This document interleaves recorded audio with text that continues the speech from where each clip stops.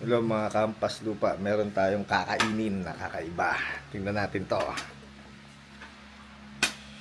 Okay, so ang tawag dito is chismosa. Chismosa. And then, ang kanyang pizza is eto, parang rectangle ba tawag dyan? Rectangle. Apo.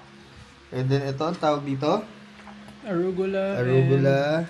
Pesto. Alfalfa. Alfalfa. So, paano pagkain yan? Kukuha tayo ng arugula. Tama? Arugula.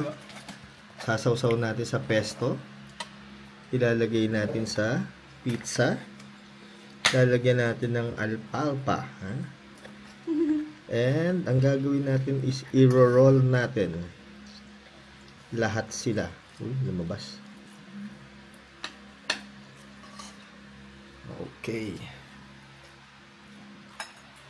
So, itong isang roll na to, meron tong pizza, merong arugula, merong pesto, at saka merong alfalfa. Titikman natin. Ang sarap. Kakaiba. Thank you, Bay. Thank you, Ma. Thank you, Bay. Thank you, Gio. Thank you, G.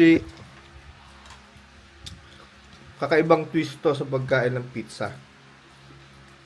Dito lang to sa Angel City, sa Chismosa. Ito. Yan. Chismosa. Rectangle pizza. Okay? Yung arugula, ng pesto, at saka yung alfalfa. Tama? Apo. Tama. So, kumakain kami. Ito yung aming dinner. Hi. Top? Mutos lang pala ng pinagawa nila.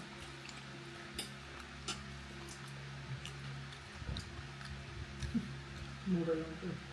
Ito si Ayos pa sa lakot. Siya ang hampas lupa. Kain lang.